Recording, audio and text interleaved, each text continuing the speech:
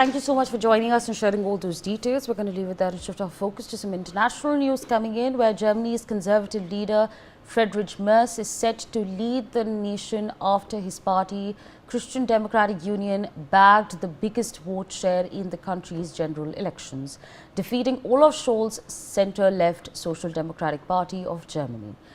The bloc, led by Friedrich Merz, which constitutes of his party, Christian Democratic Union, and also Christian Social Union, won 28.5% of the votes, followed by Germany's far-right Alternative for Germans, which has 20.7% of to its name. That's of course another development that we are tracking for you. Major developments taking place in Germany, but let's quickly go to the big wall over there and give you an understanding on who exactly Friedrich Merz is. Remember, he is now slated to become the next German Chancellor, but let's give you an understanding about him. He was born on 11th November 1990. Family with strong background in legal practices. So we're of course giving you an understanding on who this man is.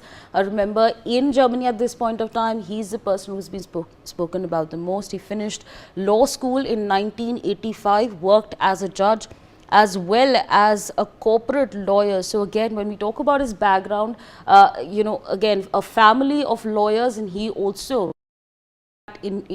was a part of that.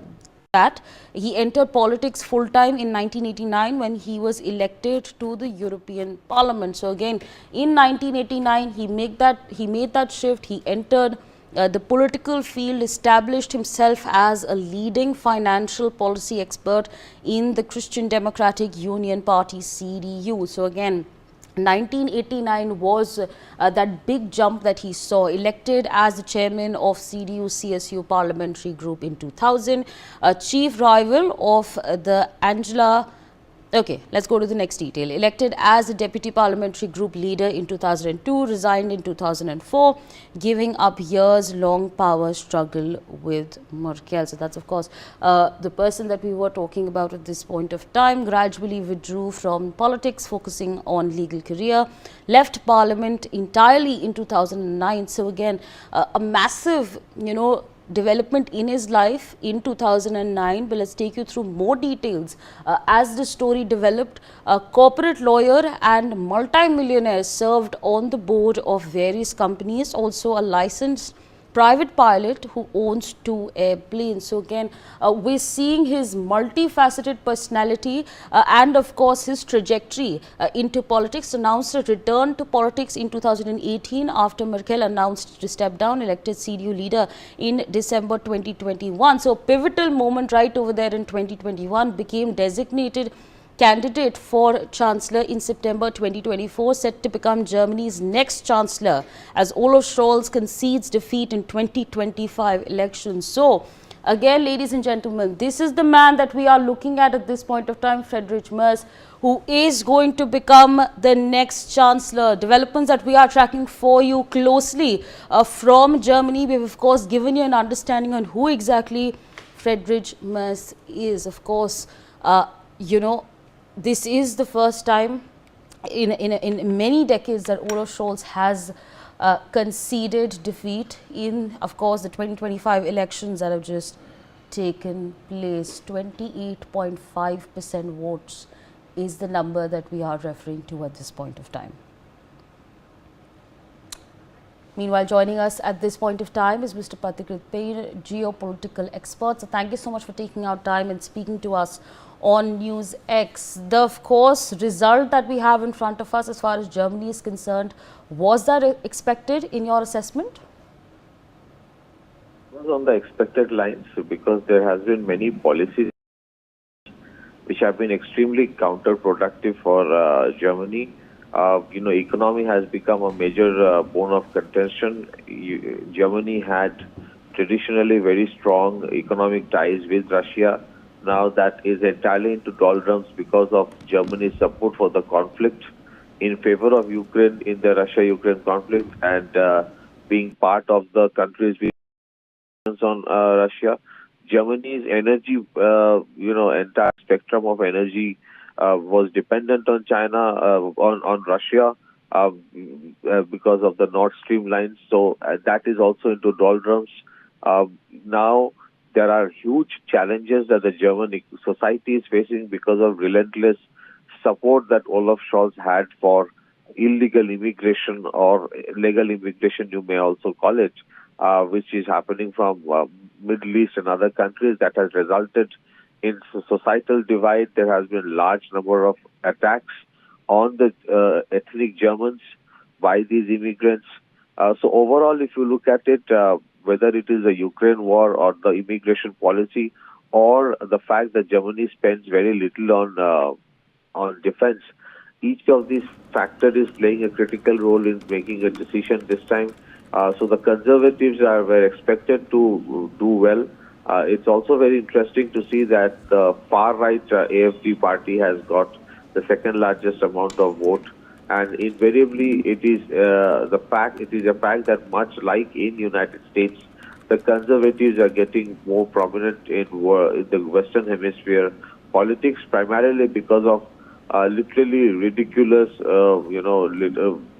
policies of the so-called socialist and leftist parties, which have put the whole of Western Europe into doldrums, into chaos, into conflict-like situation, and it is having an impact where people are voting for such parties who keep the interest of their own countries above the so-called typical agenda of inviting immigrants and supporting conflicts that are not helping countries like Germany as it is in many other Western European countries. Back to you.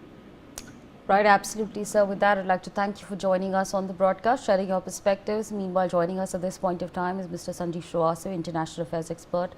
Sir, again, I'm going to pose the same question to you. As far as Olaf Scholz is concerned, do you think conceding defeat was somewhere in his cards? Were you expecting this change to come about?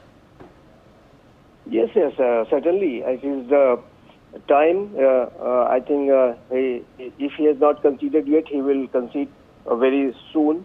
And the election results are quite clear that conservatives have won in big way. And they are the party led by Friedrich Merz is winning the election. And far-right alternative for Germany is also doing very well, so they will form coalition. Though this forming coalition might take time, and this process may take a longer time than expected. But there is no doubt that a big change has come in Germany, and conservatives have won a landslide victory. And Olaf Scholz has and his party SPD is defeated now, and they have got the third place, and their performance is worst ever performance is quite clear.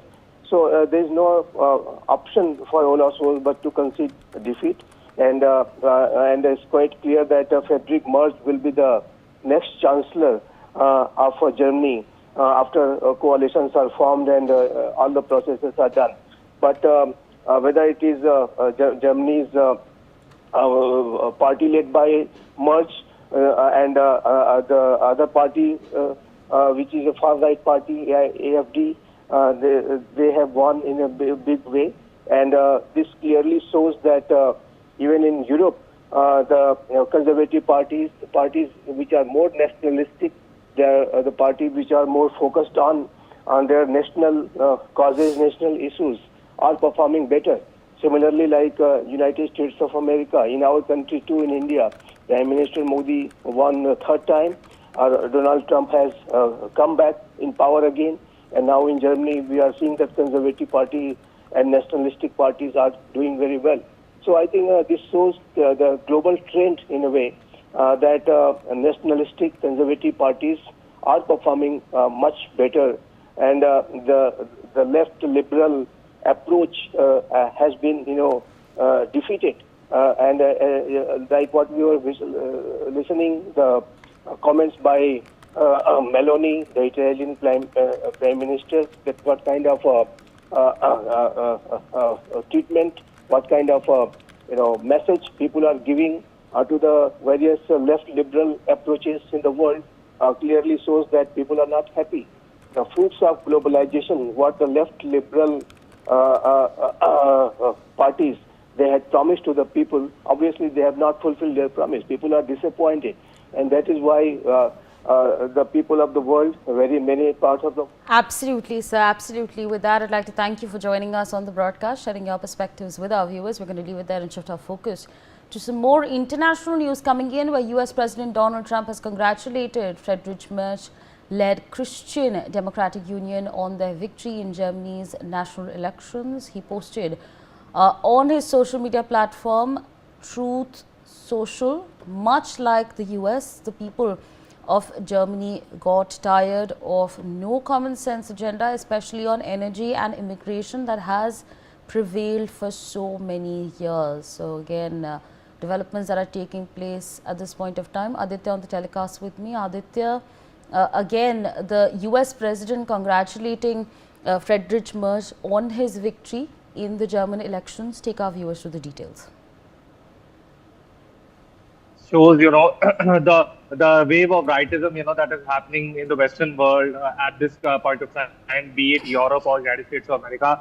And, in this regard, only, Donald Trump has congratulated Friedrich Merz of the Christian Democratic Union. Here, it is a very significant thing that, many back-to-back rightist governments are coming in Europe and America. You can see what Donald Trump said in his remarks is that, there